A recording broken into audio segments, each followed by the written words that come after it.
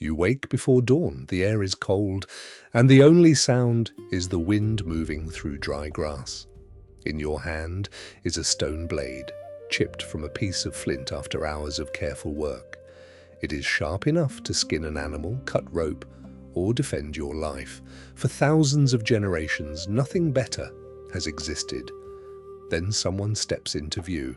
The object in their hand doesn't look like stone. It catches the morning sunlight with a strange glow. It is longer than your blade, thinner than anything carved from rock, and somehow perfectly straight.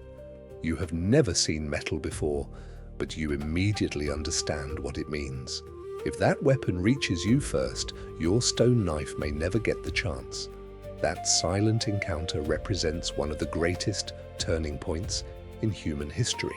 For more than 2 million years, humanity depended on stone.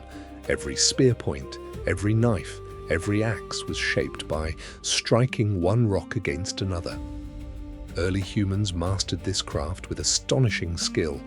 Volcanic glass, known as obsidian, could produce edges so incredibly sharp that modern surgeons have experimented with using it for delicate operations. Few natural materials could match its cutting ability. But sharpness was never the real problem. Stone breaks. The longer a stone blade becomes, the weaker it grows. A short knife can survive repeated impacts, but a long sword made from stone would snap the moment it struck a shield, another weapon, or even hard bone. Physics placed an invisible limit on prehistoric technology. No amount of craftsmanship could change the nature of the material itself. That limitation shaped warfare for countless generations. Hunters and warriors relied on clubs, spears, axes, and short blades because longer cutting weapons simply could not exist. Everything changed when humans discovered that some rocks behave differently in fire. Long before anyone imagined forging a sword, people in the Near East collected small pieces of native copper scattered across the landscape. At first, the bright red metal was little more than a curiosity. It was hammered into beads, ornaments, and simple tools because it was far too soft for serious combat. Yet copper possessed one extraordinary advantage that stone never could. It could melt. Instead of carving every weapon from a solid block, craftspeople could pour molten metal into molds, creating shapes impossible to carve from brittle rock. This single discovery transformed manufacturing forever. Then, almost certainly by accident, someone mixed copper with another element. Whether it was arsenic naturally present in the ore or intentionally added later, the result surprised everyone. The new metal became harder, stronger, and more durable than pure copper. Suddenly, blades could be cast longer without bending so easily. Some of the earliest known examples were discovered at Arslan Tepe in eastern Turkey. Hidden inside the remains of an ancient palace, archaeologists uncovered several remarkably advanced weapons dating back more than 5,000 years. These were not crude experiments. They already featured recognizable blades, guards, grips, and pommels, the essential anatomy of a true sword.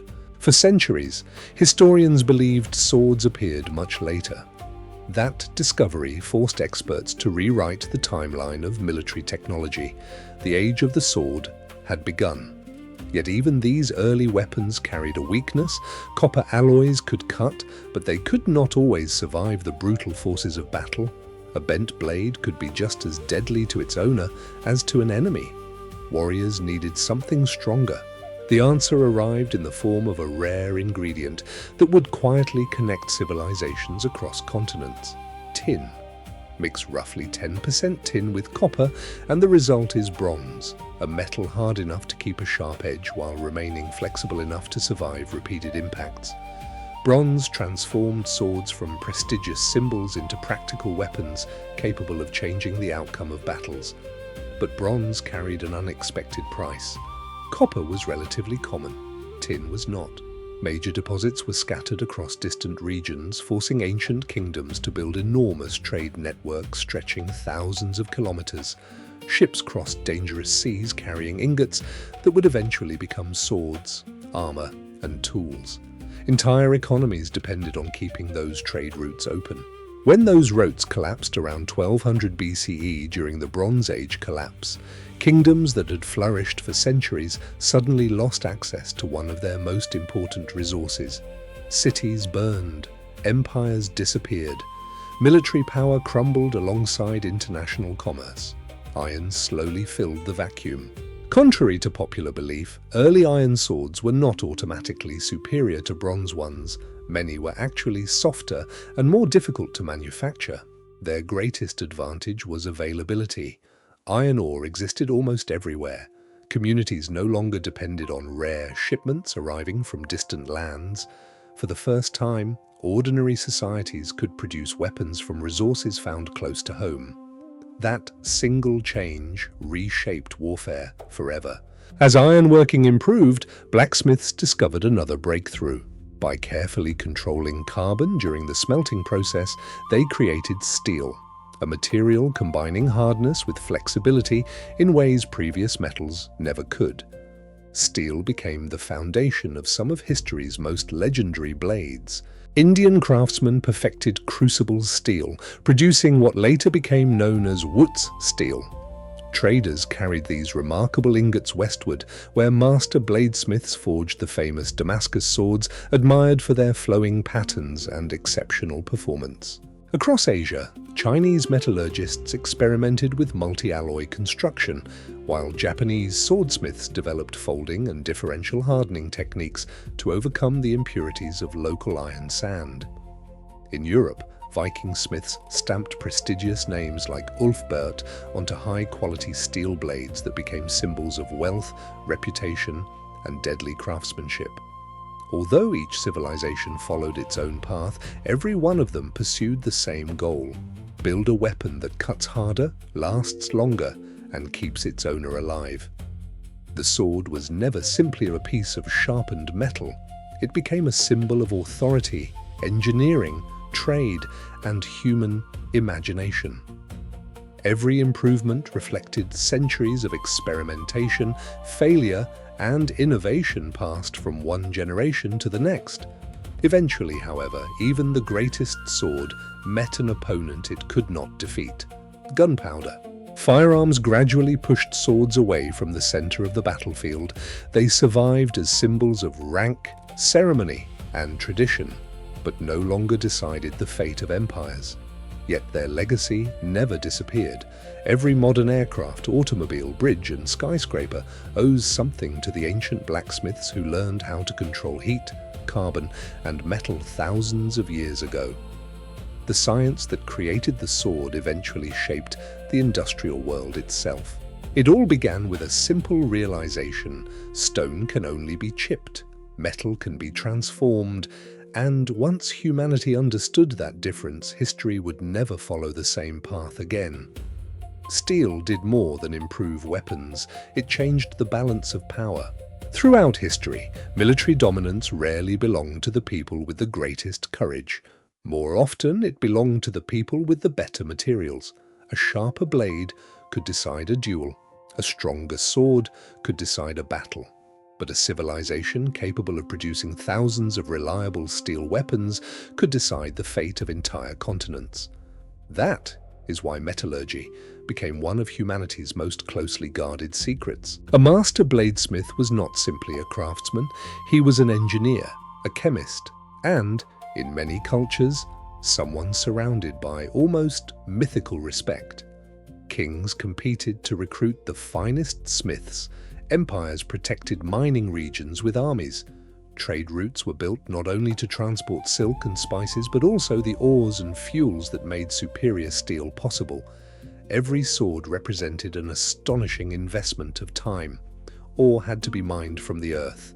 Charcoal had to be produced by slowly burning hardwood in carefully controlled conditions. Furnaces needed to reach temperatures that pushed ancient technology to its limits. Then came the forging itself. The glowing metal was hammered again and again, each strike removing imperfections and aligning the internal structure of the blade. A single mistake could ruin weeks of work. A crack too small to notice might only reveal itself in the middle of combat, when a warrior's life depended on that steel surviving one final impact. This relentless pursuit of perfection drove innovation across the ancient world. In Rome, efficiency became the ultimate weapon. The Roman legions did not conquer much of Europe because they possessed magical swords. They conquered because every piece of equipment was standardized. A replacement Gladius looked almost identical to the one it replaced. Soldiers trained with the same shield, the same armor, and the same weapon until every movement became instinct. Discipline amplified technology. Against many opponents, Roman victories came not from stronger individuals, but from thousands of ordinary soldiers moving as a single machine. Further north, however, warfare followed a different philosophy. Among Celtic and Germanic tribes, longer blades reflected a style of combat that emphasized mobility, individual skill, and powerful slashing attacks. Their swords often appeared intimidating, but they also reveal something deeper about human innovation. There has never been one perfect sword. Every design is a compromise. Longer blades provide greater reach but sacrifice in maneuverability. Heavier weapons strike with tremendous force but exhaust the user more quickly.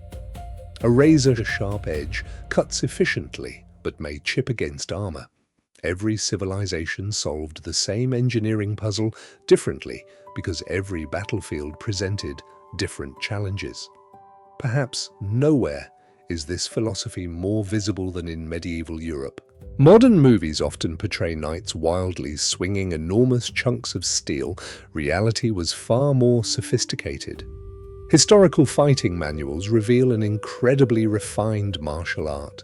Masters such as Johannes Lichtenauer and Fiore dei Liberi documented detailed systems of footwork, timing, leverage, and precise targeting.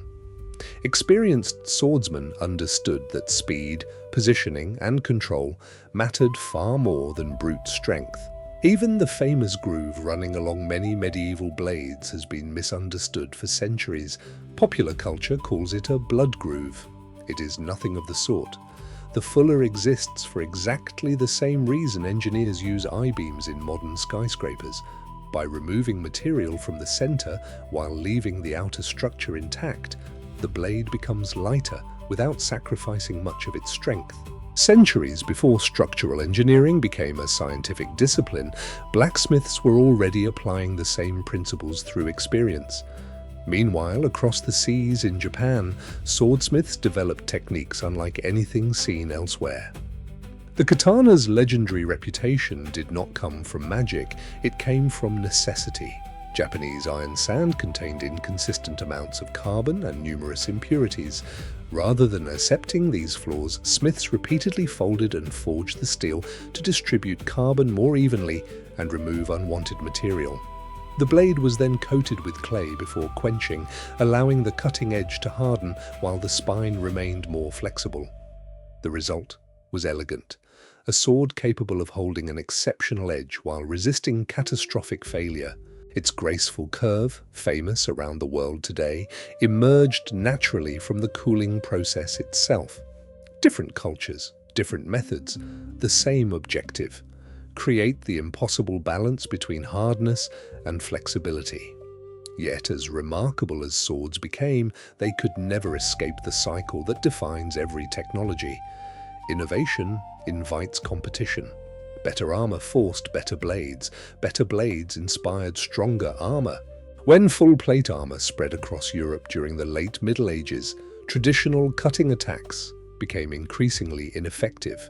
Swordsmiths responded by designing narrower weapons optimized for thrusting into tiny gaps around joints, visors, and underarms. Combat adapted, technology answered, then technology changed again. Long pikes extended the reach of infantry far beyond anything a swordsman could match. Dense formations transformed battlefields into forests of spear points where charging with a sword became almost impossible. Soon afterward, firearms began to dominate. At first, guns were slow, inaccurate, and unreliable.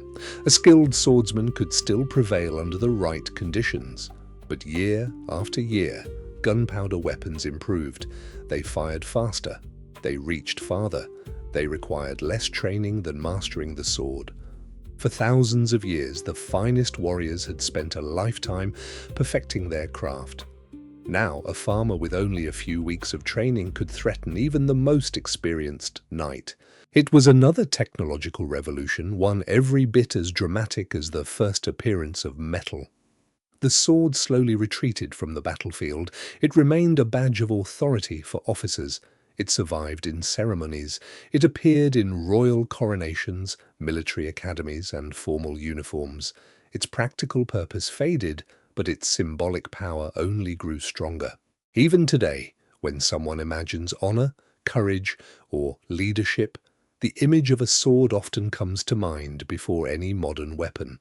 That says something remarkable about human memory, because the sword was never merely steel. It represented mastery, mastery over fire, over chemistry, over engineering, over fear. Archaeologists continue to uncover blades buried beneath fields, riverbanks, and forgotten tombs. Many are stained with age. Others remain astonishingly well preserved, their edges still reflecting light after thousands of years underground. Every discovery tells the same story. Someone forged this, someone carried it, someone believed their future depended on it, and in many cases, they were right. When you hold a sword in a museum today, you are not simply looking at an old weapon. You are looking at the accumulated knowledge of countless generations, miners who extracted ore from mountains, traders who crossed dangerous seas, blacksmiths who mastered impossible temperatures, warriors who tested each design in battle, and civilizations that rose or fell depending on which side possessed the better steel. The journey from chipped stone to forged steel was never just about creating a sharper blade. It was about learning to reshape the natural world itself. That discovery changed warfare. It transformed trade. It accelerated science. It laid the foundations for modern metallurgy, manufacturing, and engineering. Long before humanity built skyscrapers, spacecraft, or high-speed trains, people learned a simpler lesson inside the glow of a charcoal furnace. Matter could be transformed. Once that idea took hold, there was no turning back. The first smiths who experimented with molten copper in ancient Anatolia could never have imagined the chain reaction they had begun. They were searching for stronger tools, not for the future of civilization, yet every steel bridge, every surgical instrument, every jet engine, and every modern machine carries a distant echo of those first glowing furnaces. History often remembers kings, generals, and great battles, but civilizations are usually changed by quieter moments. A spark, a furnace, a hammer striking hot metal, and one simple realization that altered the human story forever. Stone can be sharpened, steel can be perfected.